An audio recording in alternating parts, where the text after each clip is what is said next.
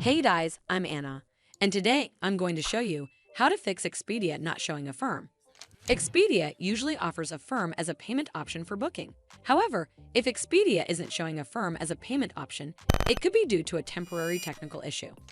So first of all, you need to contact customer support officials. Simply open up Expedia's official website. And then from the home screen, you need to tap on this support option right here at the top. Once you're on this screen, you need to tap on this chat icon in the bottom right corner. Once you tap on it, a chat screen will come up. Simply follow the on-screen instructions, and they'll connect you with Expedia's customer support officials. Once you're connected, briefly explain your issue to the Expedia's customer care representative. You can type something along the lines of, "Hi, it appears that the option to use Affirm as a payment method is not being displayed during the booking process. And despite my efforts, I have been unable to locate the Affirm option on the payment page. Please investigate this matter and help me resolve the issue so that the Affirm payment option is available for bookings made through Expedia." Hopefully, Expedia's customer support official will help you fix the Expedia not showing Affirm.